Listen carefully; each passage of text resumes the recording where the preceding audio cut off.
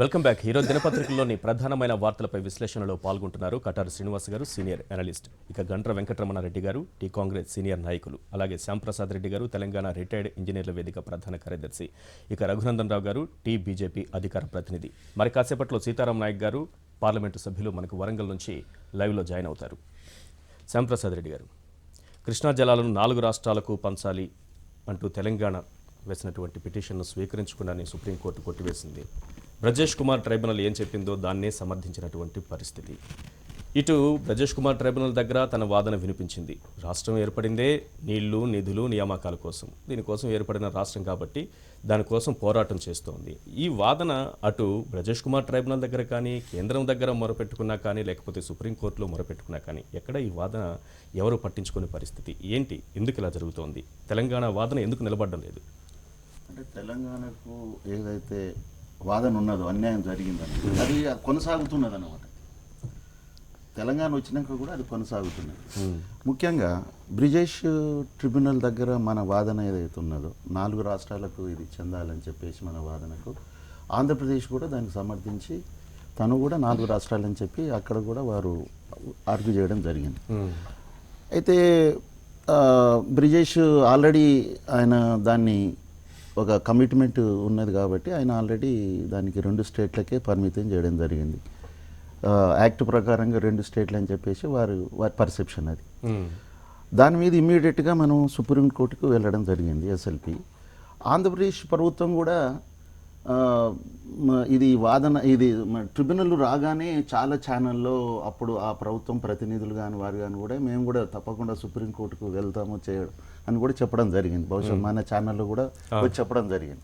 కానీ దురదృష్టవశాత్తు ఈవెన్ గంగూలీ వాళ్ళ ఆంధ్రప్రదేశ్ తరఫునటువంటి వకీలు కూడా పోవాలన్నా కూడా ప్రభుత్వం స్ట్రాటజిక్గా మరి వాళ్ళు ఎస్ఎల్పి వేయలేదు. అయితే మనము వేసినటువంటి సుప్రీంకోర్టులో ఎస్ఎల్పి వేస్తే 2 రాష్ట్రాలు మహారాష్ట్ర అండ్ కర్ణాటక వాళ్ళు కేవీటేసి వాళ్ళు అందులో ఇంప్లీడ్ అయ్యి వాళ్ళ వాదనలు వినిపించుకోగలిగారు గట్టిగా. కనీసం ఇంకొక తెలుగు రాష్ట్రము దీనికి 4 రాష్ట్రాలని పంచాలనేటువంటి ఆ అభిప్రాయంతో ఉన్నది. తెలంగాణ వాదాన్ని సమర్థిస్తున్నటువంటి ఆంధ్రప్రదేశ్ మటుకు తెలంగాణని ఏకాకిం చేసింది. అక్కడ వాదన తెలంగాణకు ఒకవేళ ఆంధ్రప్రదేశ్ కూడా అక్కడికి వచ్చి ఉంటే 2 రాష్ట్రాలు 4 రాష్ట్రాలు అనేది కొంచెం ఉండేది. కానీ చూడండి నిన్నది అదొక నాకు అనిపిస్తుంది రిడిక్యులస్. ఒక స్టేట్ క్లియర్ గా నువ్వు ఏది కోరుకుంటున్నావో అది ఒక రాష్ట్రం ఎస్ఎల్పిని అది అడ్మిషన్ స్టేజ్ని కొట్టేసిన తర్వాత మళ్ళీ ఇప్పుడు వెళ్ళడం అంటే ప్రజలని అసలు మభ్య పెట్టడము, మేము కూడా వెళ్ళాము అని అన్నప్పుడు మీరు ఇదే మొదలెందుకు లేదు అంటే తెలంగాణకు ఏదైతే జరుగుతున్న అన్యాయం ఏతుందో ఇంకా కొనసాగుతూనే ఉన్నది. కాబట్టి ఈ విషయంలో నేను అనుకుంటున్నా ఇంకా ఫర్దర్ ఇంకా 2 ఎస్ఎల్పీలు ఉన్నాయి. మనది ఒకటి డబ్ల్యూపీ ఉన్నది, ఒక ఎస్ఎల్పీ ఉన్నది, సెక్షన్ 3 మీద ఉన్నది. కనీసం అప్పుడైనా ఆంధ్రప్రదేశ్ ప్రభుత్వం ఈ విషయంలో తెలంగాణకు సహకరించాలని చెప్పి నేను కోరుతున్నాను. నేను రైట్. గంట్ర వెంకటరమణారెడ్డి, నీళ్లు, నిధులు, నియామకాల కోసమే తెలంగాణ ఏర్పడిందని మనం అనుకుంటున్నాము. కాంగ్రెస్ పార్టీ ఇచ్చింది, చట్టంలో కూడా చాలా అంశాలు పొందుపరుస్తూ వెళ్ళింది. సెక్షన్ 89 కూడా ఏర్పాటు చేశారనేది తెలంగాణ వాదన. దీని ప్రకారం చూస్తే సెక్షన్ 89 ఏం నిర్వచిస్తోంది అనేది ఒకటి. ఎక్కడ చూసినా ఆ నిర్వచనం ప్రకారం వెళితే ఇక్కడ న్యాయం జరగట్లేదు, దాన్ని ఎవరు పట్టించుకోవట్లేదు. ఈ సెక్షన్ ప్రకారం అయితే 4 రాష్ట్రాలకు మళ్ళీ నీటి పంపిణీ జరగాలనేది తెలంగాణ వాదన. చట్టాన్ని ఎందుకు పట్టించుకోవట్లేదు? చట్టంలో ఏమైనా లొసుగులు కనిపిస్తున్నాయా? అంటే చట్టంలో లొసుగులు ఉన్నాయా లేకపోతే ఇప్పుడు మన కృష్ణా నీటి లభ్యత మీద ఉండేటువంటి అలాట్మెంట్ మీద బ్రిజేష్ కుమార్ ట్రిబ్యునల్ దగ్గర మన ఆర్గ్యుమెంట్ అయింది. తర్వాత వాళ్ళ వచ్చినటువంటి జడ్జిమెంట్కి అనుగుణంగా సుప్రీంకోర్టులో కూడా మనం పిటిషన్ ఇస్తాం. అయితే ఈరోజు కొత్తగా ఆ రోజు ఆంధ్రప్రదేశ్ స్టేట్, తర్వాత ఆంధ్ర తెలంగాణ 2 స్టేట్లు అయినప్పుడు మనం కౌంటర్ వేసి సుప్రీంకోర్టుకు పోయే ముందు ఆంధ్రతో కూడా మన స్టేట్ గవర్నమెంట్ నెగోషియేట్ చేసి వారిని కూడా మనతోటి వస్తే, ఎందుకంటే అటు 2 రాష్ట్రాలు మహారాష్ట్ర కర్ణాటక 2 రాష్ట్రాలు మనకు వచ్చేటువంటి కింది ప్రాంతానికి నీళ్లు వదలడంలో వాళ్ళకు ఉండేటువంటి వాళ్ళ ఆర్గ్యుమెంట్స్ వాళ్ళు చేసినప్పుడు మనం కూడా ఆంధ్రాని కలుపుకొని వెళ్ళుంటే ఏమన్నా ఉంటుందా లేదా? మా మిత్రులు రఘునందన్ రావు గారు చెప్పాలి, అడ్వకేట్ కాబట్టి వారు బెటర్గా.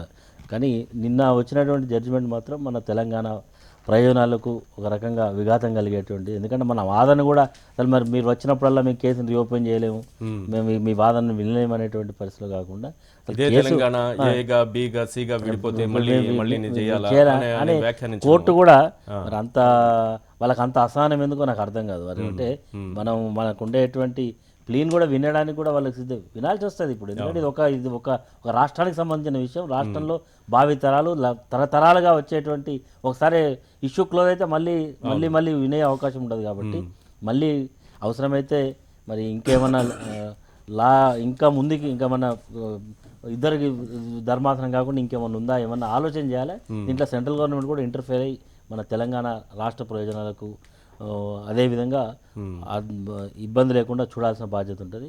కానీ నాకు విచిత్రం ఏంటంటే కొన్ని పత్రికల్లో దీన్ని అసలు అడ్రస్సే చేయాలి.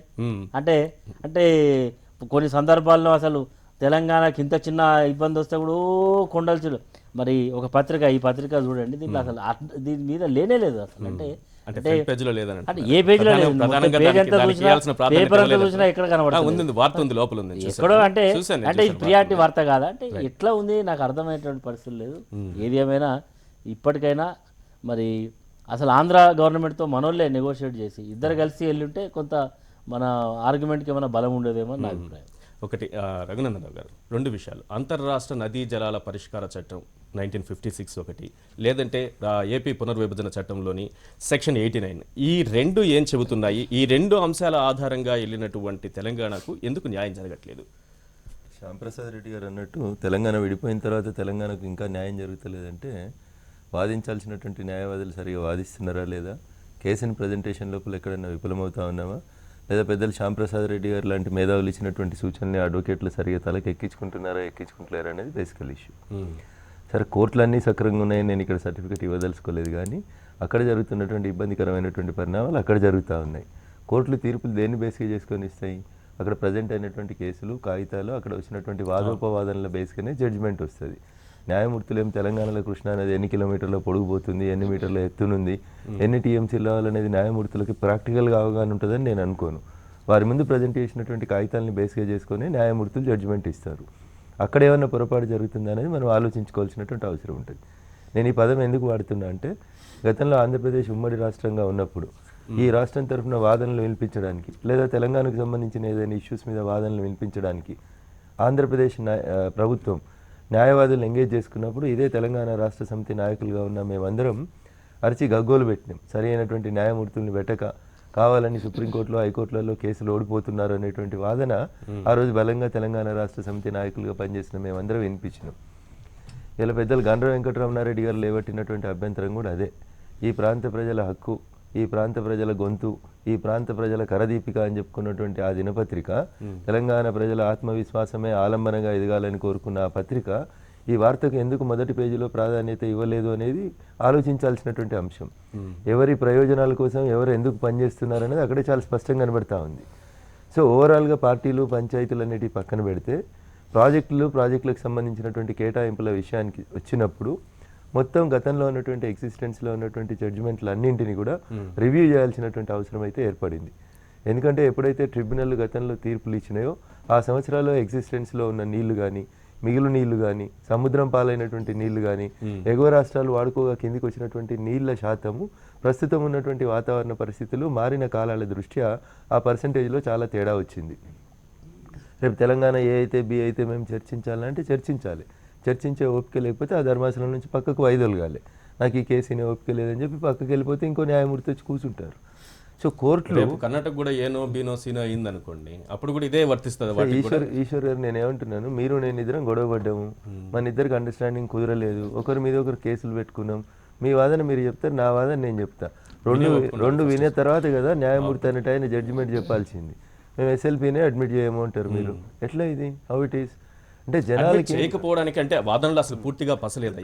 ఎక్కడ లోపల నేను అదే చెప్తాను ఈశ్వర్, మన వాదనలు వినిపించుకునేటటువంటి తెలంగాణ తన వాదనలు the way in which you have presented your case is more important. నువ్వు కేసు గెలవాలని వాదిస్తున్నావా, కేసు ఓడిపోవాలని వాదిస్తున్నావా, క్లయింట్ తరఫున మమ అంటున్నావా, నిజంగానే కేసు వాదించినావా, దట్ ఈస్ కదా more important. What is the documentary evidence you place it before the court. కోర్టుని ఎందుకు కన్విన్స్ చేయలేకపోయినామని ఆలోచించుకోవాలి. అది ఆలోచించుకోకుండా ఆంధ్రప్రదేశ్ ఎస్ఎల్పి వేయడం 100% తప్పు. ఒక రాష్ట్రం సంబంధించి సేమ్ ప్లీ తోటి వేసిన పిటిషన్ ని అదే సుప్రీంకోర్టు అదే బెంచ్ కొట్టేసినాక మళ్ళీ మేము పోయి అదే పిటిషన్ వేస్తామని చెప్పి ఇంకో వకీల్ని పెట్టుకుని అర్థమైంది.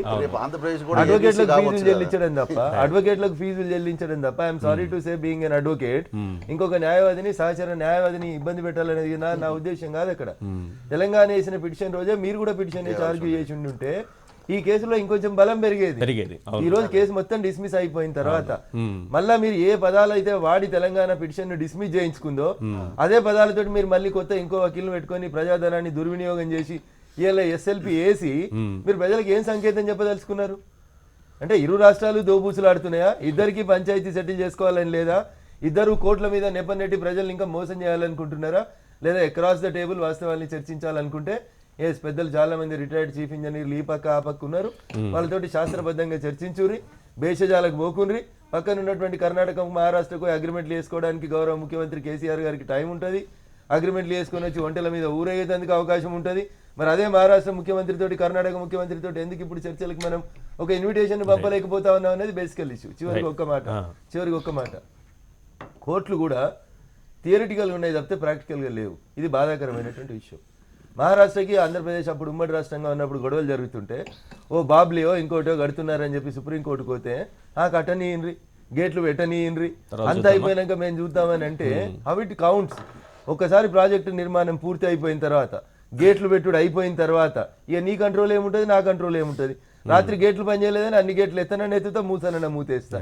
ఇక సుప్రీంకోర్టు చెప్పింది దాన్ని థియరిటికల్ ఎట్లా చేసుకుంటూ వస్తాం. న్యాయమూర్తులు కూడా దయించి పేద ప్రజల పక్షాన బడుగు బలహీన వర్గాల పక్షాన ఎవరైతే అన్యాయానికి గురైనటువంటి ప్రాంతం లేదా ప్రజలు ఉంటారో వాళ్ళ పక్షాన్ని చూడాల్సినటువంటి న్యాయమూర్తులు వాళ్ళ ముందున్నటువంటి కాగితాలను కాక ఇంకొంచెం ఎక్స్టెండెడ్గా వాదనలు వినుంటే బాగుండేది.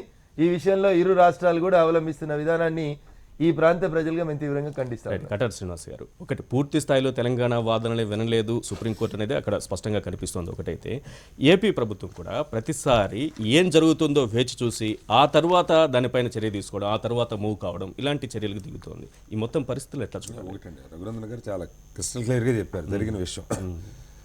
బ్రిజేష్ కుమార్ ట్రిబ్యునల్ తీర్పు వచ్చేటప్పుడు ఆంధ్రప్రదేశ్ ఆ రోజు ఉన్నట్టు ఉమ్మడి ప్రభుత్వంలో ఉన్నట్టు అది రెండు రాష్ట్రాలకు సంబంధించి అది వాళ్ళ ఒక ప్రాంతానికి నీళ్ళ తర్వాత సంగతి అసలు మొత్తంగానే ఎందుకు పనికిరాని న్యాయవాదుల్ని పెట్టి సమర్థులైనటువంటి గొప్ప న్యాయవాదులు దేశవ్యాప్తంగా అందుబాటులో ఉన్నప్పటికీ కూడా అది మరి ఆ రోజు ఈ గందరగోళంలో పట్టించుకోలేదంటే సహజంగా రాష్ట్ర ప్రభుత్వాలు రాష్ట్రానికి వచ్చే నీళ్ల కోసం పోరాటం చేస్తాయి.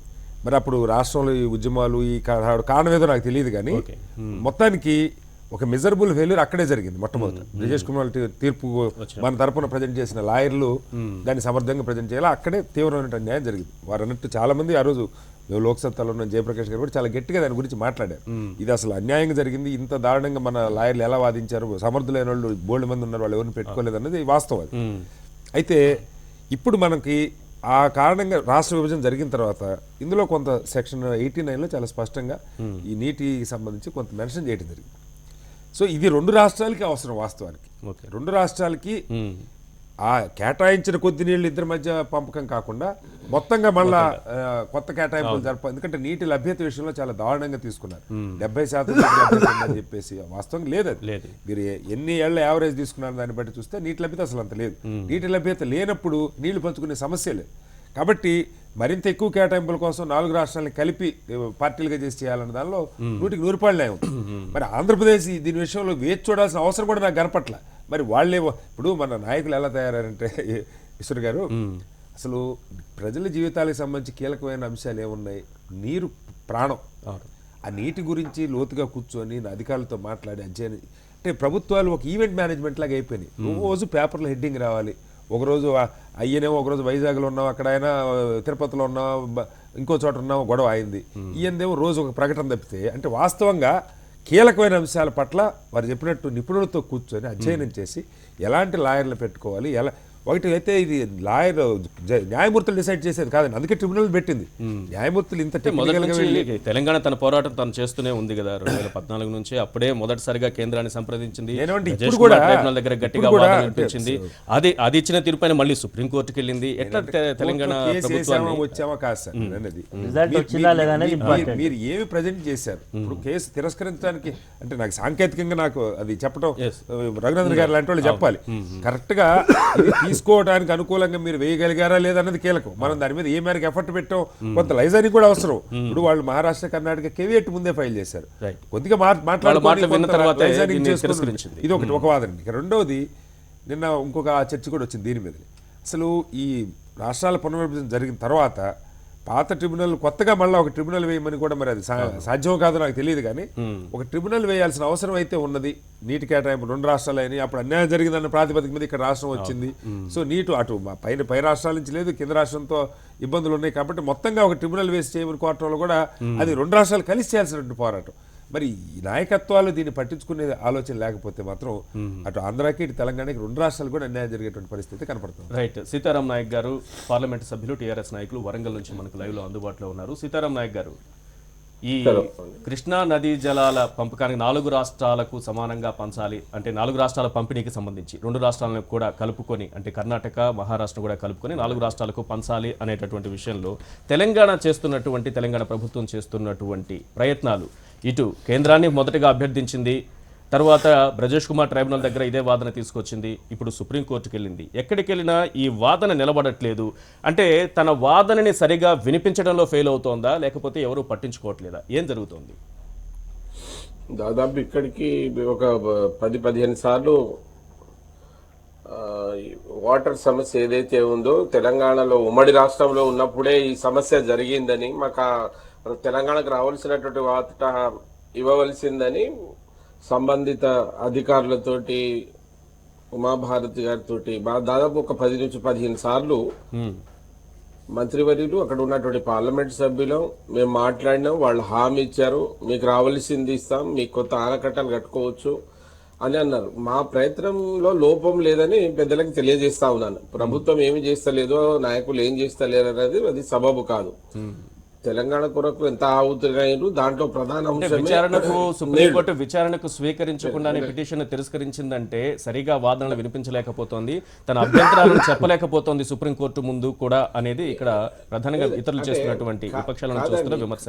కాదు, అది ఏదో ఒక పార్టీకి సంబంధించింది కాదు, ఒక వ్యక్తికి సంబంధించింది కాదు, రాష్ట్ర ప్రజలకు సంబంధించినటువంటి విషయం. నీళ్లు లేకుంటే ఏమైతుందో మనకు అందరికీ తెలుసు. నీళ్లు లేకుంటే తెలంగాణ పరిస్థితి ఏమైంది, ఎన్ని చావులు అయినాయి అనేది అందరికీ తెలుసు. ఎందుకు వినిపించారండి అంటే ఏంది వినిపించడం ఇది? అప్పుడు 4 రాష్ట్రాలకు ట్రిబ్యునల్ ముందు కేవలం రాష్ట్రాలే ఫైల్ చేయాలి, రాష్ట్రాలే మాట్లాడాలి. ఈ ట్రిబ్యునల్కి అప్పుడు 4 రాష్ట్రాల్లో ఉన్నటువంటి 2 రాష్ట్రాల బాధ్యతతో ఆంధ్రప్రదేశే ఉండే. అప్పుడు ప్రత్యేకమైనటువంటి రాష్ట్రం లేదు, ట్రిబ్యునల్కు పోయే అవకాశం లేదు.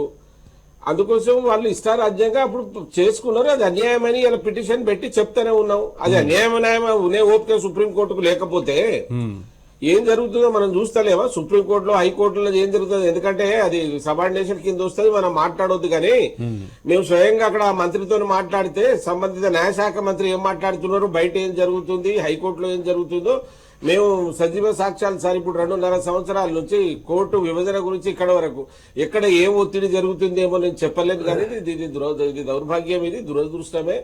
మేము అడిగేదేంది, వాళ్ళు అడిగేదేంది, leave petition, return petition section 3 కింద కూడా పెట్టారు కదా. ఇది కాదు, రేపు ఈ నెలలోనే వస్తుంది, ఈ నెలలో మళ్ళీ వాదిస్తాం. పేర్లను పెట్టి మళ్ళీ ఉంది కదా, ఇప్పుడు ఒక అవకాశం ఉంది. దీంతో 23 అవకాశం ఉంది, లీవ్ పిటిషన్ ఉంది. సెక్షన్ 3 ప్రకారంగా 89 తీసుకొచ్చి చూపెట్టేటప్పుడు రాష్ట్రాలు ఏర్పడ్డప్పుడు ఈ రాష్ట్రంలో ఏముంది, అన్ని కొత్తవి కావాలి. ఇక్కడ జనాభా ఒక్క నిమిషం, ఇక్కడ రెండు అంశాల ప్రాతిపదిక అది మనకి సమాధానం రాలేదు ఇంతకు ముందు. అంతర్రాష్ట్ర నదీ జలాల వివాదాల పరిష్కార చట్టం 1956 ఒకటి, సెక్షన్ 89 ప్రకారం వెళ్ళింది 89. ఈ 2 ప్రధానమైనవి. ఈ 2 ఏం చెబుతున్నాయి? ఈ రెండింటి ప్రకారం నిజానికి తెలంగాణకి న్యాయం జరగదా? ఒకవేళ చట్టం ఉండి కూడా ఎందుకు న్యాయం జరగట్లేదు? అంటే ఎగ్జిస్టెన్స్లో ఉన్నటువంటి చట్టాల వల్ల తెలంగాణకు న్యాయం జరగదు అనేది వాస్తవం. ఎందుకంటే 1956 మనమే చాలా స్పష్టంగా చెప్పుకుంటున్నాం, 56కి 2014కి మధ్యన నీటి లభ్యత ఎంత ఉంది, రాష్ట్రాల మధ్యలో వివాదాలు ఎంత పెరుగుతున్నాయి, అంటే రెయిన్ఫాల్ పెరిగిందా తగ్గిందా, అతివృష్ట అనావృష్ట, వీటన్నింటిని కూడా పరిగణలోకి తీసుకున్న తర్వాత వాదోపవాదనలు వినాల్సినటువంటి అవసరం ఉంది. నేను మళ్ళీ చెప్తా ఉన్నా, సుప్రీంకోర్టు కూడా అంత రిజిడ్గా ఉండాల్సిన అవసరం లేదనేది నా భావన. సెక్షన్ 3 కింద వింట వాదమును, సెక్షన్ 89 కింద వినము, ఆల్రెడీ ఒక పిటిషన్ పెండింగ్లో ఉంది కదా, ఇట్లా మళ్ళీ స్పెషల్ లీవ్ పిటిషన్స్ ఎందుకు, మెయిన్ పిటిషన్లోనే మీ ఆర్గ్యుమెంట్స్ చెప్పండి. ఇంత తొందరపాటుతనం అనేది కోర్టులకు పనికిరాదు. కోర్టులు చేయాల్సిన పని కోర్టులు చేయాలి తప్ప శాసన వ్యవస్థను వాళ్ళు ఏదో డిక్టేట్ చేసేటువంటి రీతిలో రావడం అనేది బాధాకరమైనటువంటి విషయం. ఇప్పుడు సీతారాం నాయక్ గారు మాట్లాడుతూ మేము అందరు మంత్రుల దగ్గరికి పోయినాం, 10 సార్లు పోయినాం, 15 సార్లు పోయినాం, ఏ మంత్రి కూడా మార్చాడు. When the matter is pending before the honourable supreme court, మళ్ళీ రాష్ట్రాలు మంత్రులు మార్చుకోవడానికి వెసులుబాటు ఎక్కడ ఉంటుంది? అప్పుడు మళ్ళీ కూర్చొని మాట్లాడాలంటే నేను ఇందాక చెప్పినట్టు 4 రాష్ట్రాలు కూర్చొని మాట్లాడుకొని 4 కలిసి ఒక మ్యూచువల్ అండర్స్టాండింగ్కి వచ్చి ఒక అఫిడవిట్ను సుప్రీంకోర్టులో దాఖలు చేస్తే సుప్రీంకోర్టు వింటుంది. కానీ దీని మీద ఆల్రెడీ ట్రిబ్యునల్కి వాళ్ళు పోయి కేవిట్లు వేస్తారు, సుప్రీంకోర్టుకు పోయి అభ్యంతరాలు చెప్తుంది కర్ణాటక మహారాష్ట్ర ఆ పక్కన. ఇవన్నీ జరుగుతున్నప్పుడు సెక్షన్ 3ని తీసుకొని ఆర్గ్యుమెంట్ చేసిన, సెక్షన్ 89ని తీసుకొని ఆర్గ్యుమెంట్ చేసిన, ట్రిబ్యునల్ గతంలో ఇచ్చినటువంటి జడ్జిమెంట్ మీదనే కదా ఈ అప్పీల్ అంతా. సుప్రీంకోర్టు అంతా మళ్ళీ మూలాలలో కోదు కదా, గ్రౌండ్ రియాలిటీని పరిశీలించదు కదా, just it is a special leave petition. Brajesh Kumar tribunal ఇచ్చినటువంటి తీర్పు మీద వీరికి ఉన్నటువంటి అభ్యంతరాలని చెప్పిండ్రు. కానీ ఆ ట్రిబ్యునల్ దగ్గర వచ్చినటువంటి తీర్పుని తిరిగి సవరించాలంటే ఈ నెల 23 అక్కడే ట్రిబ్యునల్ ముంగట వాదనలు ఉన్నాయి, అక్కడే కదా మనం సవరించాల్సి. ఆ తీర్పుని కదా మనం అసలు అమెండ్ చేయాల్సినటువంటి పరిస్థితి. దాన్ని చేయనంతసేపు దీన్ని రాజకీయ కోణంలో లబ్ధి పొందాలని చూస్తే మాత్రం ఇబ్బంది వస్తుంది. ఇప్పటి వరకు జరిగిన పరిణామాలు చూస్తే రేపు ట్రైబ్యునల్ ముందు మళ్ళీ 23న కూడా ఇదే ఎట్లాంటి పరిస్థితి రాబోతుంది, అంటే పరిస్థితులు ఎట్లాంటి సంకేతాలు ఇస్తున్నాయి? సార్ నేనేం చెప్తున్నా, నేను ఆశావాదిని, గెలుస్తాను ఆశతోటే నేను కేసు కొట్లాడు. నేను ఓడిపోతాను ఎప్పుడు ఏ కేసును కూడా తీసుకోండి. మృత్యుతోటైనా శత్రువుతోటైనా చివరి దాకా పోరాడాలనేది నా నేచర్. నాలాగా అందరూ వకీళ్ళు పోరాడతారు అంటే పోరాడగలిగి ఒప్పుకున్న వాళ్ళు పోరాడతారు, రావాల్సినంత బ్రీఫ్ వస్తే పోరాడతారు, వాళ్ళు అడిగినన్ని పైసలు వస్తే కొట్లాడతారు. రకరకాల ఇబ్బందులు ఉంటాయి అడ్వకేట్లు అనేటోళ్ళకి.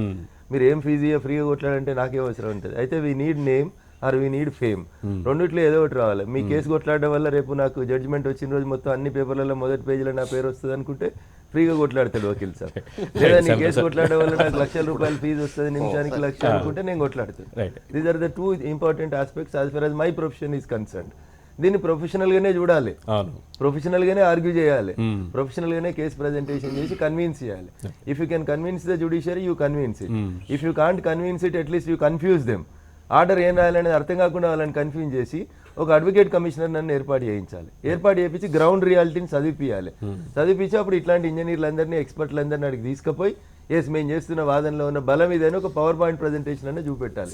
ఇవి చేయనంతసేపు 1956 నీటి చట్టాన్ని సవరించినంతసేపు తెలంగాణ ఎన్నిసార్లు ఎన్ని కోర్టు మెట్లెక్కినా కానీ ఫలితం ఇంతే ఉంటుంది అనేది నా ఉద్దేశం. సార్ ఇప్పుడు 56 చట్టము దాని సవరణ కంటే ముందు కూడా తెలంగాణ రాష్ట్రం ఏర్పడగానే తెలంగాణ రాష్ట్రం జూలై 2014ని మన జూలై 2014లోని మన కేంద్ర ప్రభుత్వానికి ఒక అర్జీ పెట్టుకున్నది.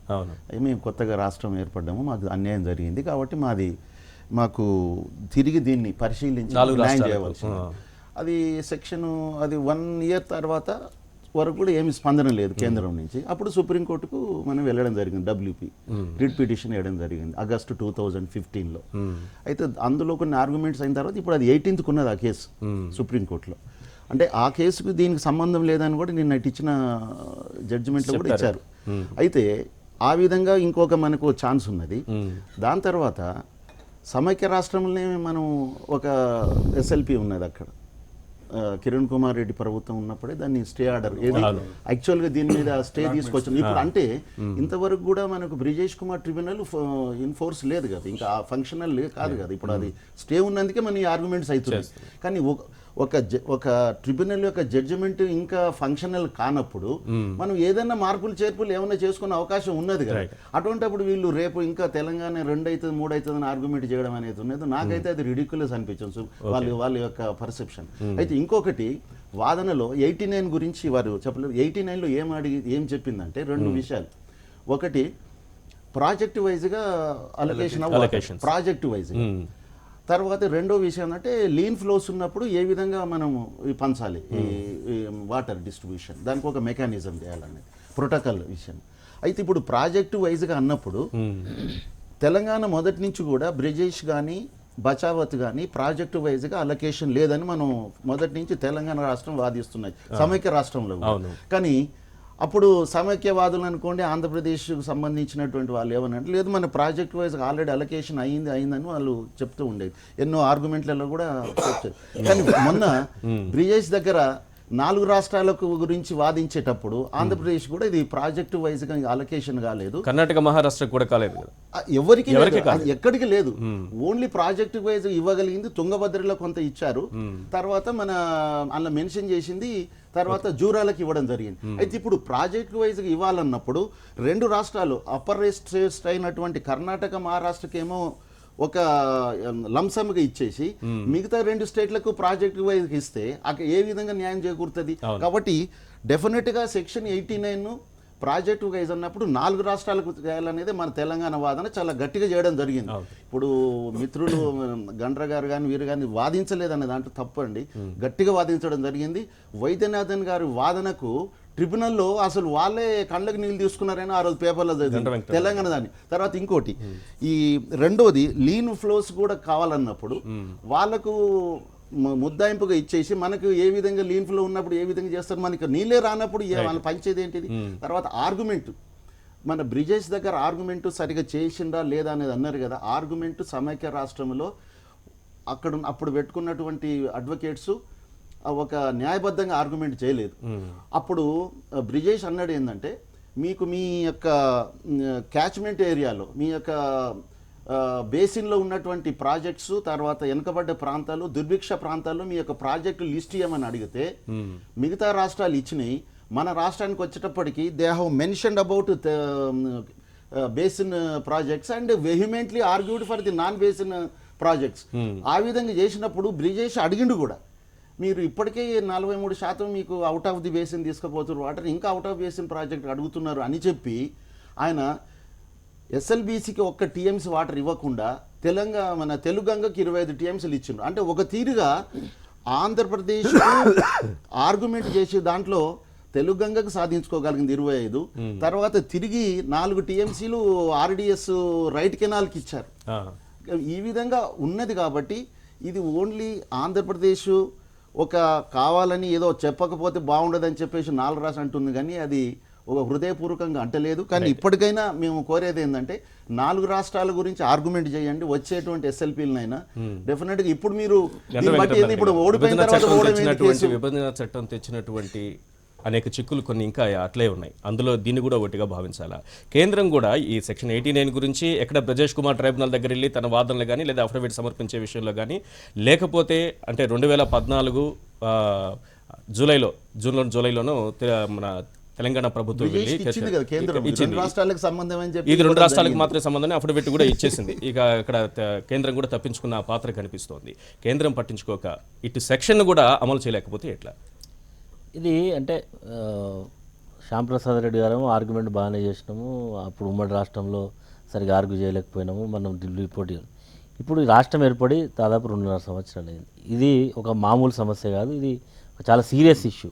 నీటి సమస్య అనేది చాలా సీరియస్ ఇష్యూ. రేపు భవిష్యత్తు ఒకసారి కనుక ఇష్యూ క్లోజ్ అయితే మళ్ళీ దీన్ని రీఓపెన్ చేయడానికి కూడా అవకాశం ఉంటుంది. ఈ పరిస్థితులలో ఈ ప్రభుత్వం అంటే ఈ ప్రభుత్వం యొక్క తీరు ఎట్లా ఉందంటే ఏమైనా క్రెడిట్ వస్తే మా అకౌంట్లో ఏమైనా జరిగితే వాళ్ళ తప్పిదం వల్ల పోయింది, లేకపోతే విభజన చట్టంలో ఉండేటువంటి అనేక చట్టాలు ఉన్నాయి, చట్టానికి కనుక స్టేట్ ఫార్మ్ అయింది. ఈరోజు మీ దగ్గర ఉండేటువంటి పార్లమెంట్ సభ్యులు కానీ లేకపోతే మీకు ఉండేటువంటి అధికారాన్ని అవసరమైతే ఆల్ పార్టీ మీటింగులు అండి, ఇది ఆల్ పార్టీ మీటింగు, అఖిలపక్ష డెలిగేషన్, పొలిటికల్ డిసిషన్ అవసరమైతే పార్లమెంట్లో పెట్టి 89లో లొసుకులు ఉన్నాయి, లేకపోతే 1956 చట్టంలో ఉండేటువంటి ఇప్పుడు నీటి పై అప్పర్ స్టేట్లో ఉండేటువంటి వాళ్ళకు ఏమో ఫుల్ రైట్స్, ఇక్కడ ఉండే వరకు ప్రాజెక్ట్ వరకు అలొకేషన్ అంటే మనకు తప్పకుండా నీటి యొక్క లభ్యత కూడా రోజు రోజు తగ్గుకుంటూ పోతుంది, రైన్ఫాల్ కూడా డౌన్ఫాల్ అయ్యే పరిస్థితులలో ఇదే అంశం వచ్చినప్పుడు విభజన చట్టం కానీ ఆ సెక్షన్ కానీ అవన్నీ 2 రాష్ట్రాలకి ఏపీకి తెలంగాణకి సంబంధించిన అంశమే కానీ కర్ణాటక మహారాష్ట్రకి ఎట్లా సంబంధించిన అంశం అవుతుంది అనేది ఒక వాదన వినిపించారు అక్కడ.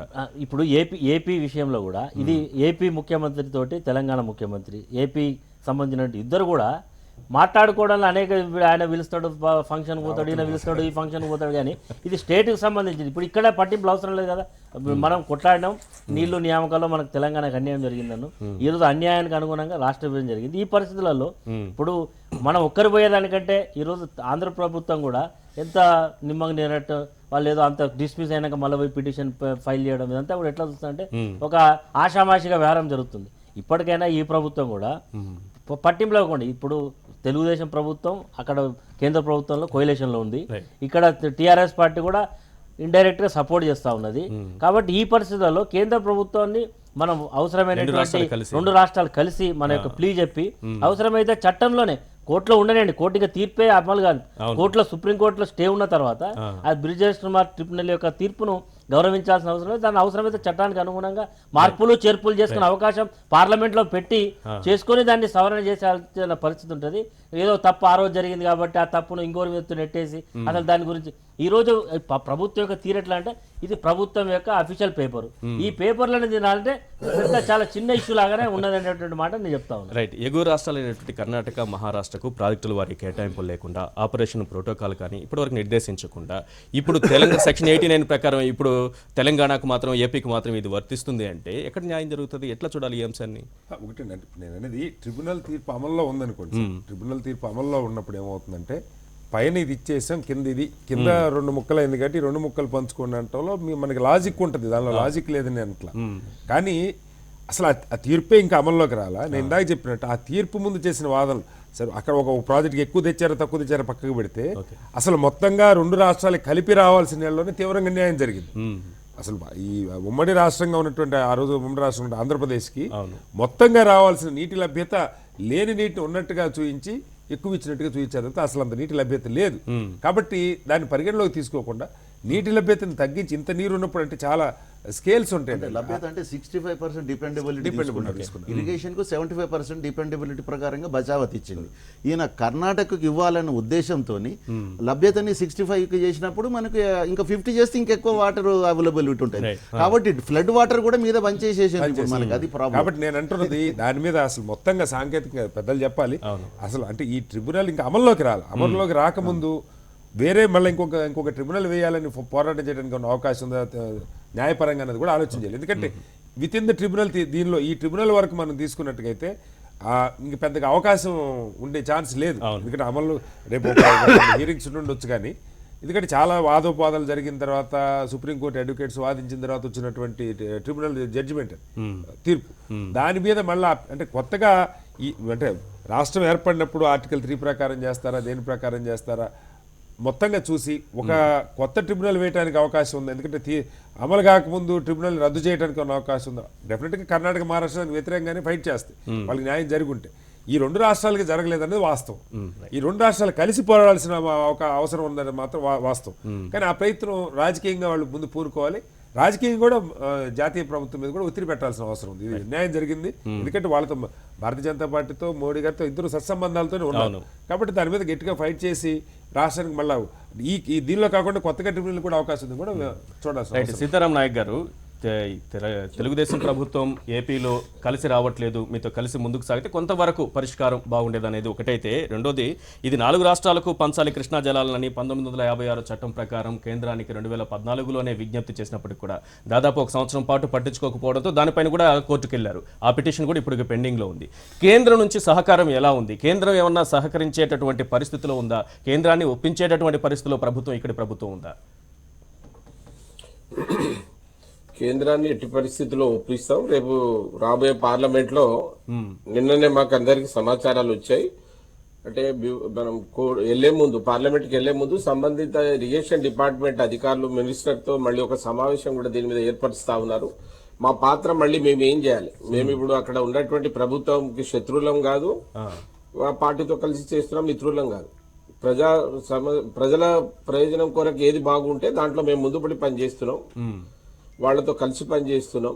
మేము ఈసారి ఇది వదిలిపెట్టేది ఉండదు, ఎందుకంటే రాష్ట్ర సమస్య ఇది. అంటే గతంలో కేంద్రానికి విన్నవించుకున్నప్పుడు 1956 చట్టం ప్రకారం విన్నవించుకున్నప్పుడు 1 year లోపల స్పందించాలి. స్పందించకపోతే ఇక్కడ నుంచి ఏ సిఫార్సులు వెళ్ళాయో అదే సిఫార్సులు ట్రైబ్యునల్కి చెప్పాలి. ఏం చెప్పింది అక్కడ ఆ 2 రాష్ట్రాలకు సంబంధించింది అనేటటువంటి విషయాన్ని అక్కడ ఈ చర్చ ఈ చర్చ కూడా వచ్చింది. మరి ఇప్పుడు ఎట్లా నమ్ముతారు కేంద్రాన్ని, మీరు ఎట్లా నమ్ముతారు ఇప్పుడు ఈ పరిస్థితుల్లో? కేంద్రాన్ని కాదు, జస్టిస్ ట్రిబ్యునల్ ముందు ఒక విషయం ఉంది కదా, జస్టిస్ బ్రిజేష్ ట్రిబ్యునల్ ముందు ఇష్యూ ఉంది కనుక న్యాయం జరుగుతుంది అనుకున్నాం. ఎందుకంటే వాళ్ళు ఎందుకు ఇచ్చిరు తెలంగాణ అనేది కేంద్ర ప్రభుత్వానికి తెలుసు. కాంగ్రెస్ ఇనిషియేషన్ తీసుకున్న భారతీయ జనతా, అక్కడ ఉన్నటువంటి భారతీయ జనతా పార్టీ ఎన్డీఏ ప్రభుత్వం కూడా దీనికి 100% వాళ్ళు సహకరించారు మాకు. ఇవాళ అన్ని ఇచ్చి 2 రాష్ట్రాలు ఏర్పడ్డాక ఇది మా పరిధిలో లేదని తప్పించుకోవడం అనేది అది ఎవరికి చేయడం వాళ్ళకి తెలుస్తుంది. మేమంతా ఈజీగా ఏం లేవు. పార్లమెంట్ లో మెంబర్స్ కి అందరూ మేము మాట్లాడుతున్నాం, వాళ్ళతోనే కలిసాం. అయితే పెద్దలు ఏమన్నారు, ఊకే మీరు మంత్రులు కలిస్తే ఇది కోర్టుల విషయం ఇది అయిపోతుంది అన్నారు. మేము కోర్టు విషయాన్ని జోక్యం చేసుకోవడం ఇన్ఫ్లుయెన్స్ చేయమలే, మాకు రావాల్సింది అడుగుతున్నాం. మాకు ఏం కావాలో అది మనం అది వాళ్ళు దాంట్లో సానుకూలంగా స్పందించడం. రేపు ఈ విషయం ఇవాళ ఏదైతే బ్రిజేష్ కోర్టు సుప్రీం కోర్టు తీసుకున్నటువంటి నిర్ణయాన్ని మేము పార్లమెంటరీ కమిటీ కూర్చుంటాం. తప్పనిసరిగా 17 మంది దాకా ఉన్నాం ఇప్పుడు. మేము పార్లమెంట్ లో మా ఏ న్యాయం ఎట్లా జరుగుతుందో కూడా చూస్తాం. అంత ఈజీగా కూడా విడిచిపెట్టేటువంటి తత్వం ఏం లేదు. తెలంగాణ నుంచి కానీ గతంలో ఉన్నటువంటి ఎంపీలు కావచ్చు, ఎవరైనా కావచ్చు, మా పాత్ర మాకు ఉంది, మేము తప్పకుండా పోషిస్తాం. దయచేసి పెద్దలు చెప్పాలి, ఇదేదో ప్రభుత్వం పట్టించుకోవట్లేదు లేదా తప్పించుకుంటే గతంలో ప్రభుత్వం పట్టించుకోవట్లేదు అనేది తన వాదన వినిపించడంలో ఫెయిల్ అవుతుంది. ప్రభుత్వం అన్ని రకాల ప్రయత్నాలు చేస్తోంది. ట్రైబ్యునల్ దగ్గరికి వెళ్తుందా, ప్రభుత్వం దగ్గర కేంద్ర ప్రభుత్వం దగ్గరికి వెళ్తుందా, సుప్రీంకోర్టుకు వెళ్తుందా, తన ప్రయత్నం తాను చేస్తోంది. చేస్తున్న ప్రయత్నంలో గట్టిగా తన వాదనలు వినిపించడంలో సక్సెస్ కాలేకపోతోంది అనేది విపక్షాల రీఆర్గనైజేషన్ బిల్లులో కొన్ని స్పష్టంగా కనబడుతున్నాయి. 10 సార్ల న్యాయశాఖ మంత్రులు పిలిపించి ఏం చెప్పారో మేమే సాక్ష్యం. మీకు ఇస్తున్నాం, ఈ రోజుల్లో ఇస్తున్నామని ఇది కారణం అవుతుంది, ఇది కారణం. సరే ఎన్ని లింకులు పెడుతున్నారో మేము ఏం చెప్పాలి? ఆ లింకులన్నా అధిగమిస్తాం. మేము కావాలంటే ఎన్డీఏ ప్రభుత్వంతో ఏ స్థాయిలో తీసుకుపోయి మాట్లాడడం అది కూడా మాట్లాడే శక్తి మాకుంది. ఈసారి డెఫినెట్ గా సాధిస్తాం. దీన్ని పాలసీ మేకింగ్ అండి. ఒక అన్యాయం జరిగేది ఉంటే ఈ 1956 ను సవరించమంటాం, ఆర్డినెన్స్ తీసుకురామంటాం. తప్పే ఉన్నది దాంట్లో. మేమేమైనా అదే వేరే ఇంకా దాన్ని ఏమైనా ఆంధ్రప్రదేశ్ ని కాకుండా చూడమంటున్నాం. వాళ్ళకి వచ్చే లాభాలు ఆర్డినెన్స్ వచ్చింది కదా, అట్లనే 7 మండలాలు ఆంధ్ర కలిపిన్లు. అట్లనే ఇప్పుడు అన్యాయం జరిగినప్పుడు డెఫినెట్ గా సీతారామన్ ఒక ప్రశ్ననే మీకు. ఇప్పుడు మనకు ట్రిబ్యునల్ ముందు, బ్రిజేష్ ట్రిబ్యునల్ ముందు సెంట్రల్ గవర్నమెంట్ అఫిడవిట్ ఇవ్వాలన్నప్పుడు మనకు మీరు చెప్పినట్టుగా మనకు వచ్చిన సమాచారం అయితే డెఫినెట్గా సెంట్రల్ గవర్నమెంట్ కూడా 4 రాష్ట్రాలకు ఇది ఓపెన్ చేయాలనేటువంటి ఆలోచనతో ఉన్నదని చెప్పేసి అంతకంటే ముందు ఒక రోజు ముందు జరిగిన ఆర్గ్యుమెంట్స్ ప్రకారంగా మనకు తేలింది. రాత్రికి రాత్రి ఆ 2 రాష్ట్రాల యొక్క అన్ని పార్టీలకు అతీతంగా ఎంపీలు అందరూ వచ్చేసి దాన్ని ఏదో మార్చిరని చెప్పేసి తెలంగాణ సమాజం అనుకుంటున్నది. తెల్లారి వరకు వాళ్ళ అఫిడవిట్ మారింది. ఆ 2 రాష్ట్రాలలో పార్టీలకు అతీతంగా అందరు కలిసి పనిచేస్తుంటే మన రాష్ట్రంలోనే అసలు అలాంటిది అవుపడతలేదు. మన రాష్ట్రంలో మనమే ఒకరికొకరు క్రిటిసైజ్ చేసుకొని మనం చేసుకున్నట్టుగా అనిపిస్తున్నది. కాబట్టి అలాంటిది కాకుండా వీళ్ళందరినీ కలుపుకొని పోయి ఒక పద్ధతిలో మనం కొట్లాడితే బాగుంటుందేమో అని చెప్పేసి జనతా పార్టీ నాయకులను తీసుకెళ్తాం. మంత్రి ఉన్నారు ఇప్పుడు, ఈ మంత్రి మన దగ్గర నుంచి బండారు దత్తాత్రేయ గారు ఉన్నారు. మీరు దయచేసి గమనిస్తున్నారు కదా, ముఖ్యమంత్రి స్వయంగా వారి ఇంటికి వెళ్ళారు. మేము మళ్ళీ చెప్పాను కదా, మాకు వారితో శత్రుత్వం ఏం లేదు. ఈ రాష్ట్రానికి ఏది లాభం జరగాలన్నా కాంగ్రెస్ వాళ్ళని పిలుస్తాం, అన్ని పార్టీలు ఎవరు ఉంటే వాళ్ళని ఎంపీలను కలిసే పనిచేస్తాం. పార్టీలకు అతీతంగా లాబింగ్ చేయడంలో తెలంగాణ ప్రభుత్వం విఫలమవుతోందా? ఇక్కడ ఒక్క నిమిషం ఈశ్వర్ గారు, ఈ చర్చ అంతా ఎట్లా తీసుకుపోతా ఉందంటే ఇటు తెలంగాణ ప్రభుత్వం అటు ఆంధ్రప్రదేశ్ ప్రభుత్వం గట్టిగానే కొట్లాడుతుంది, కానీ కేంద్రంలో ఉన్న భారతీయ జనతా పార్టీ ప్రభుత్వం ఏదో ఈ 2 రాష్ట్రాలని పట్టించుకుంటలేదు అనేటువంటి ఆర్గ్యుమెంట్ ఏదైతుందో బేసికల్ గా అదే తప్పు. బేసికల్ అక్కడే పొరపాటు జరుగుతా ఉంది అని చెప్తా ఉన్నాను. ముందు రోజు శ్యాంప్రసాద్ రెడ్డి గారు సంబంధించి కేంద్రం ఒక అఫిడవిట్ ఇవ్వబోతోంది 4 రాష్ట్రాలకి ఇది పంచాలి అని అనుకుంటున్న సమయంలో ఇది 2 రాష్ట్రాలకే పరిమితమని కేంద్రం అఫిడవిట్ దాఖలు చేయడంతో ఒక రకమైన అనుమానం కలిగింది. ఇక్కడ లాబియింగ్ ఏమైనా పనిచేసిందా? కర్ణాటక నుంచి 2 కేంద్ర మంత్రులు సదానంద గౌడ్ కానీ అనంత్ కుమార్ కానీ లేకపోతే మహారాష్ట్రలో బీజేపీ ప్రభుత్వం కానీ ఇవన్నీ చూసుకున్న తర్వాత కొన్ని అనుమానాలు కలుగుతాయి. దాన్ని నివృత్తి చేయాల్సినటువంటి అవసరం ఉంటుంది. ఎట్లా చెప్తారు ఈ లాబియింగ్ లో ఏమైనా ఫెయిల్ అయిందా? ఇప్పుడు మాకు బాధ అనిపించేది చర్చలు ఇది అనిపిస్తుంది. అట్లా ఎవరు చెప్పారు కేంద్రం 4 రాష్ట్రాలకు సమానంగా ఇవ్వాలని అఫిడవిట్ తయారు చేసింది, సంతకం పెట్టిందని మీకు చెప్పింది ఎవరు? లేదు. బట్టగాల్చి- అదే విషయం. దయచేసి అదొక లీకేజ్ వినండి. మాత్రమే అని ఇప్పుడు అన్నాను. మీరు ఒక అందుకే మాట- ముందు జాగ్రత్తగా మీరు ఒక నేను ఆ మాట పదాన్ని అన్నారు. ఉపయోగించాను. ఈశ్వర్ గారు దయించి మీరు ఒక మాట అన్నారు, శ్యాంప్రసాద్ రెడ్డి గారు లాంటి మేధావులు కూడా బట్టగాల్చి మీద వారేసిర్రు. భారతీయ జనతా పార్టీ ఏదో తెలంగాణకు వ్యతిరేకంగా ఇక్కడ కూడా పనిచేస్తుంది, కలుపుకొని పొమ్మని చెప్తున్నారు. వీళ్ళేదో బట్టగాల్చి గొప్పగా లేదు. చేస్తారు తెలంగాణ బట్టగాల్చి రాష్ట్రం. అనలేదు. సారీ ఒక్క నిమిషం అలాంటిది వినండి, లా దయించి. నుంచి వచ్చిందని. వారొక వాదన చెప్పిండ్రు. శ్యాంప్రసాద్ రెడ్డి గారికి చెప్పింది ఎవరనేది నాకు తెలియదు, కానీ నమస్తే తెలంగాణ కానీ టీఆర్ఎస్ పార్టీ కానీ గోబెల్స్ని ప్రచారం చేయడంలో ముందుంటది. అబద్ధాల పునాదిగా రాజకీయాలు నడపాలనుకుంటే ఎక్కువ రోజులు మనగడ సాగించలేము. నిజం నిద్ర లేచేసరికి అబద్ధం 4 సార్లు ప్రపంచాన్ని చుట్టొచ్చింది అన్నట్టు నేను సూటిగా అడుగుతున్న పెద్ద మనుషులందరినీ, అఫిడవిట్ 4 రాష్ట్రాలకి సమానంగా పంచాలని కేంద్రం అఫిడవిట్ తయారు చేసింది. శ్యాంప్రసాద్ రెడ్డి గారు చెప్పారు, ఇంకొకరు చెప్పారు. ఎవరు చెప్పిండ్రు ఈ మాట? రాత్రికి రాత్రి లాబింగ్ చేసి అదేదో మారిపోయింది, తెలంగాణకి ఆంధ్రప్రదేశ్కి వ్యతిరేకంగా అఫిడవిట్ పడ్డది, ఇదెవరు చెప్పిండ్రు? రెండోది, కర్ణాటకలో ఉన్నది కాంగ్రెస్, మహారాష్ట్రలో ఉన్నది భారతీయ జనతా పార్టీ. ఈ 2 పార్టీలు అనుకుంటేనే తెలంగాణ అనే రాష్ట్రం బిల్లు సాకారమైంది కేంద్రం లోపల. నిజంగా ఈ 2 రాష్ట్రాల ముఖ్యమంత్రులకి తెలుగుదేశం పార్టీ తెలంగాణ కావాలని లెటర్ ఇచ్చిన పార్టీ అయినాయే, తెలంగాణ కోసం సావంచుల దాకా వహించిన పెద్ద మనిషి రాష్ట్రానికి ముఖ్యమంత్రి అయినాయే. మరి ఈ 2 కలిసి ఆ 2 ఒప్పియడం లోపల వీళ్ళకు ఉన్నటువంటి ఇబ్బంది లేని గజ్జెప్పుర్రి. ఎందుకు మా మీద బట్టగాల్చి మీద వారేస్తారు అనేది ఇష్యూ అక్కడ. మీరు సక్కంగా లేక, మీరిద్దరు సరిగా మాట్లాడుకోక, పక్కనున్న కర్ణాటకను మహారాష్ట్రని కన్విన్స్ చేయలేక తీసుకొచ్చి విషయం వచ్చి కేంద్రానికి ఇచ్చినామని చెప్తారు. శ్యాంప్రసాద్ రెడ్డి గారు వారి కన్వీనియంట్ గా 2014లో దరఖాస్తు ఇచ్చినాం జూలైలో, 2015 ఆగస్టు దాకా ఏమి ఇయ్యలేదు కేంద్రం. ఇట్లా మమ్మల్ని బదనాం చేసే కార్యక్రమాన్ని దానికి సమాధానం ఇవ్వలేదు. వాస్తవాలు చెప్తాం మేము. Right. చెప్తున్నాం మేము. రఘునాథ్ రెడ్డి గారు, అది బదనాం ఎట్లా అవుతుంది చెప్పండి. బదనాం కాకపోతే ఏంది అది? బదనాం ఎట్లా కాకపోతే అయితే ఏంది? చెప్పండి, మీరు ఏం ఎట్లా follow చేస్తున్నారు? చేసిర్రు మీరు? సంవత్సరం దాకా మీరు ఏమంటున్నారు? మేము వీడికి 15 సార్లు కేంద్ర మంత్రులు ప్రభుత్వం- కలిసినాం. కేంద్ర What ప్రభుత్వానికి made- కళ్ళు what made లేవండి. it peace? What ఒక made నిమిషం it సీతారాం నాయక్ గారు, peace? one minute Sitaram Naik గారు వస్తాను మీ దగ్గర. ఏడాది కాలం పాటు ఒకవేళ దరఖాస్తు అపరిష్కృతంగా ఉంటే దాన్ని పరిష్కరించడానికి కేంద్ర రాష్ట్ర ప్రభుత్వాలు ఏం చేసినాయనే చెప్పుండ్రి. ఈ రాష్ట్ర ప్రభుత్వం నుంచి పోయిన రిప్రజెంటేషన్ చెప్పుండ్రి. ఉట్టిగా ఒక లెటర్ రాశాడ వారేసి నువ్వు పరిష్కరిస్తావా సస్తావా అని మెడ మీద కత్తి పెడితే, when it is not legally permissible, how the centre can react it? Centre కు ఉండేటువంటి లీగల్ అప్లికేషన్ సెంటర్ కు ఉంటాయి. అవును, 1 year లోపల స్పందించాలి కదా. కేంద్ర ప్రభుత్వానికి సంబంధిత మంత్రికి ఒక ఉత్తరం వచ్చినప్పుడు న్యాయపరంగా దీని మీద చర్య తీసుకోవచ్చా రాదా ముందు లా డిపార్ట్మెంట్ కి వస్తుంది. ఆ తర్వాత ఆంధ్రప్రదేశ్ పునర్వ్యవస్థీకరణ చట్టానికి సంబంధించిన విషయం అయినప్పుడు న్యాయశాఖ నుంచి అది హోంమంత్రిత్వ శాఖకు వస్తుంది. ఆ తర్వాత వచ్చినటువంటి సమాధానాన్ని బట్టి వస్తుంది. ఈ ఉత్తరం మొంగనే పొద్దుగాల ఉత్తరం మొంగనే పొద్దుకు వస్తుంది. It takes minimum time. ఎట్లయితే మీరు ముచ్చట చెప్తుర్రో మేము కొత్త రాష్ట్రమైనం ఇంకా అన్ని వసతులు రాలేదని చెప్తా ఉన్నారు. There also the applications will be there. అన్ని డిపార్ట్మెంట్లకు పోయి లీగల్ అప్లికేషన్స్ సంవత్సర కాలం తర్వాత central government has made it clear. Supreme court ఇచ్చిన జడ్జిమెంట్ లో గానీ, బ్రజేష్ కుమార్ ట్రిబ్యునల్ ఇచ్చిన తీర్పులో గానీ కేంద్ర ప్రభుత్వం జోక్యం చేయదలుచుకోలేదు అని చాలా స్పష్టంగా చెప్పింది. అది ఆ 4 రాష్ట్రాలకు సంబంధించినటువంటి ఇష్యూగా మాత్రమే పరిష్కరించుకోండి అని చెప్పింది. పెద్దన్న పాత్ర పోషించాలంటే when the legal matter is closed then the centre will ఇన్వీన్. అంతేగాని వాళ్ళు అక్కడ కొట్లాడుకుంటూనే ఉంటారు, పిటిషన్స్ పెండింగ్ ఉంటాయి, మేము ఏదో చేస్తలేము అనేటువంటి బదనాం మాత్రం దయచేసి మమ్మల్ని చేయొద్దని. రఘునందన్ రావు గారు, మీరు దయచేసి మీరేమో ఏ విషయం తెలియదనే కాదు, మీరు ఏదైనా దాన్ని ఎట్లా సమర్థిస్తారంటే, ఇప్పుడు రాష్ట్ర ప్రభుత్వం చేస్తలేదనేది మీరు ఎంతవరకు న్యాయం లేదు అంతే కదా. మీకు తెలియదు ఏముంది, మేము ఏం చేస్తున్నాం అక్కడ మీరు తెలిసి కూడా మీరు అట్లా మాట్లాడితే. ట్రిబ్యునల్ విషయంలో జరిగింది పొరపాటు. సుప్రీంకోర్టు ఇచ్చిన జడ్జిమెంట్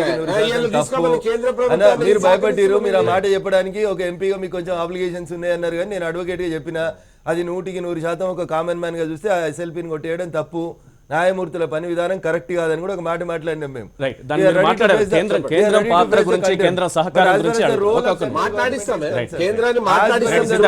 సెంట్రల్ గవర్నమెంట్ మేము ప్రాక్టికల్ ఉన్నామని చెప్తున్నాం. మేము ప్రాక్టికల్ ఉన్నామని చెప్తున్నాం. ఫాలో అప్ చేయకుండా వదిలేశారు, మీరే పట్టించుకోలేదనేది రఘునందన్ రావు గారు చెప్తున్నారు. పట్టించుకోలేదు ఆయన అనేది. ఫాలో అప్ చేసుకోవడం అవునవును దాన్ని ఎంతవరకు ఫాలో అప్ చేశారనేది ప్రశ్న. కాదండి, ఒక్కసారి నేను వారికి లిస్ట్ ఇస్తాం. మేము ఎన్నిసార్లు పోయి ప్రభుత్వాన్ని కలిసినాం, ఇప్పుడు ఉమాభారతి గారిని ఎన్నిసార్లు కలిసిన వారికి తెలియదా? దాదాపు ఈ రాష్ట్రం ఏర్పడింది, ఇది కొత్త రాష్ట్రం. గత ప్రభుత్వాల కంటే గత మంత్రుల కంటే ఎక్కువగా పోవలసినటువంటి అవకాశం ఉంది, అవసరం ఉంది కనుక ఎక్కువగా పోయినామని కూడా అంటున్నాను. ఏదో మేము చేస్తున్నాం అంటలేను నేను. గత ప్రభుత్వాలు కూడా చేయొచ్చు. ఒకసారి గత ప్రభుత్వాలు ఇక్కడ ఉన్నటువంటి నీళ్ల వాడకం పైన కేంద్రాన్ని ఎన్నిసార్లు కలిసిందో లెక్క తీయండి. ఇప్పుడు 2.5 సంవత్సరాల్లో తెలంగాణ ప్రభుత్వం ఉన్నటువంటి మంత్రులు కావచ్చు, ఎంపీలు కావచ్చు, ఎన్నిసార్లు పర్సువేషన్ చేసి, మీరు పర్సువేషన్ తో ఏమైతుంది, వాళ్ళ మనసులో ఉండి వాళ్ళపైన ఒత్తిడి ఉన్నప్పుడు మీరు అన్నట్టు రాత్రికి రాత్రి మారుతాయి. పార్లమెంట్ ముందు వచ్చేటప్పుడు కూడా మారుతా ఉన్నాయి. మాకు ఇప్పుడు ఉన్న అనుభవంతో చెప్తున్నాం కదా కొన్ని ఇష్యూస్ మారాయని చెప్పడానికి ఆధారాలు ఏమున్నాయి? ఏదో అనుమానాలతో చెప్పేస్తే సరిపోతుందా? మీరు ఊహించే సరిపోతుందా అనేది సార్ అనుమానాలతో ఏమీ చెప్పలేము. అనుమానాలతో మాట్లాడడం మాట్లాంటి వాళ్ళకి కానీ అక్కడ ఉన్న పెద్దలందరూ విఘ్నులు, ఇంటలెక్చువల్స్. నేను కూడా దాంట్లో ఆ కోవకి సంబంధించిన వాడిని. ఎవరి మీద బట్టగాలు చేయాల్సినటువంటి అవసరం మాకు లేదు. స్పష్టంగా కనబడుతుంది ఇప్పుడు ఇంజస్టిస్ జరిగిందని. 2 రాష్ట్రాలకు సంబంధించింది. అప్పుడు బ్రిజెస్ ట్రిబ్యునల్ కి ఒక రాష్ట్రం పోయేటువంటి అవకాశం ఉండే, ఉమ్మడి రాష్ట్రంలో తెలంగాణ ప్రాంతం పోలే. ఆ న్యాయం చేయమని ముందుకు పోతే ఇది కాదంటే మనం ఏం చేస్తాం? రేపు వచ్చే 18వ తారీఖు నాడు ఏదైతే 23-18వ తారీఖు నాడు డెసిషన్ ఉంది, ఆ డెసిషన్ లో వారే అన్న రఘునాథరావు ఒకసారి మొత్తం కొట్టేసినాక దీని పరిస్థితి ఏముంటుందో మీరు ఒకసారి చూడండి రేపు వచ్చే పార్లమెంట్ లో. నేను ఆషామాషిగా మీ ముందే మాట్లాడతలేను. మా ప్రయత్నం చేస్తాం, దీన్ని సాధిస్తాం. న్యాయం జరగకపోతే తెలంగాణ తెచ్చుకొని కూడా దండగా కదా. ఇక్కడ నీళ్లు లేని పరిస్థితిలో ఏం చేసుడు? గతంలో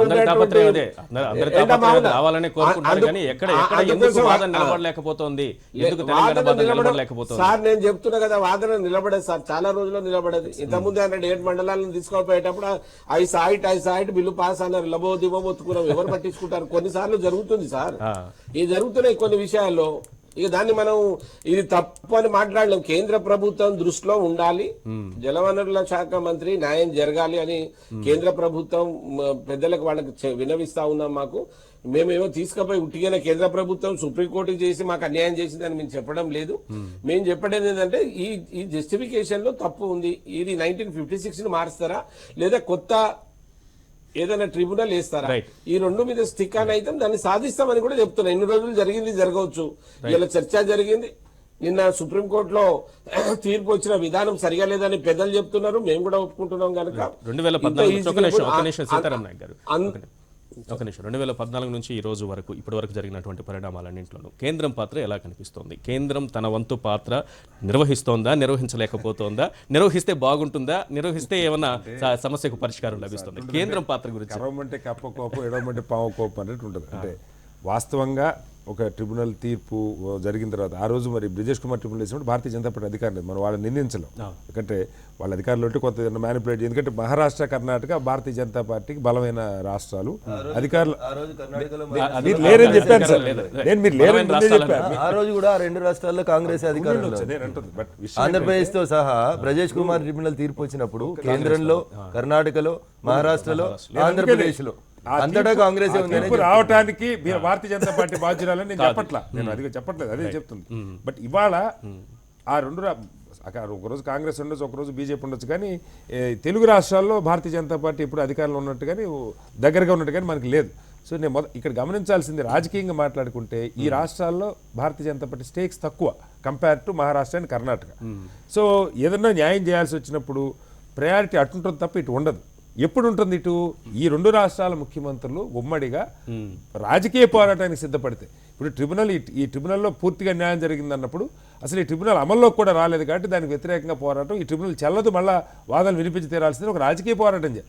మనం పెప్ప అని మాట్లాడి నాయకులు అక్కడ చేతులు నలుపుకొని అక్కడ రాజకీయంగా వీళ్ళకి కావాల్సిన పనులు చేయించుకుంటూ ఈ వాదనలు వినిపించకపోతే న్యాచురల్గానే వాళ్ళకి అవకాశం ఎక్కడ ఉంది అక్కడ చేసే పరిస్థితి. ట్రిబ్యునల్ సంబంధించి చెప్పండి. ఈ ట్రిబ్యునల్ న్యాయం జరగదు మనకి స్పష్టం.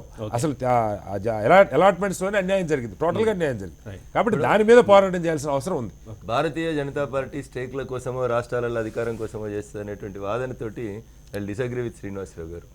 ఎక్కడ ఏ రాష్ట్రంలో ఏ ప్రభుత్వం అధికారంలో ఉన్నప్పటికీ కూడా 29 రాష్ట్రాలు కేంద్ర ప్రభుత్వంతో సమానంగా అభివృద్ధి చెందాలని నరేంద్ర మోడీ గారు చాలా స్పష్టంగా చెప్తూ వస్తూ ఉన్నారు. ఈ జడ్జిమెంట్కి సంబంధించి కేంద్ర ప్రభుత్వం పాత్ర పరిమితమైనటువంటి పాత్ర. ఇందులో మా వాదనలు కానీ మా అఫిడవిట్లు కానీ పెద్ద గొప్పగా ఉంటాయని చెప్పి నేను చాలా స్పష్టంగా చెప్తున్నా. నేను ఉండవు అని చెప్తా ఉన్నాను. హైకోర్టు విభజనకు సంబంధించి ఒక మాట నేను మీకు యాడ్ చేయాలి. హైకోర్టు విభజనకు సంబంధించి ఇప్పుడు ఉన్నటువంటి ఆంధ్రప్రదేశ్, తెలంగాణ హైకోర్టులో ఒక వాద్యం వేసినప్పుడు కేంద్ర న్యాయశాఖ మంత్రిగా సదానంద గౌడ గారు ఒక అఫిడవిట్ పంపించిండ్రు.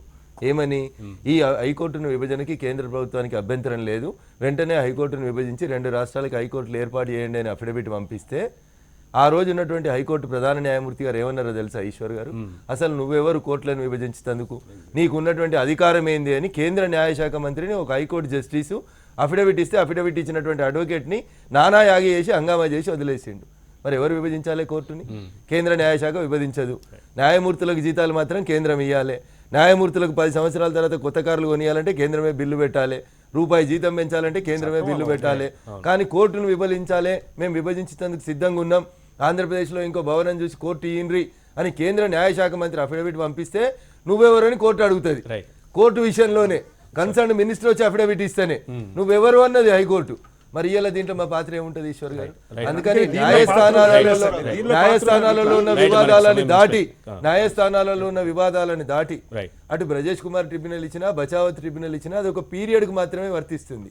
ఆ పీరియడ్ అయిపోయింది కాబట్టి కొత్త ట్రిబ్యునల్ కోసం కొట్లాడి ఇప్పుడు ఇంప్లిమెంటేషన్లో 4 రాష్ట్రాలని తీసుకొచ్చే దిశగా ఈ 2 రాష్ట్ర ప్రభుత్వాలు ఇంకా రానే లేదు కాబట్టి ఎట్లయితే బచావత్ ట్రిబ్యునల్ 20 years తర్వాత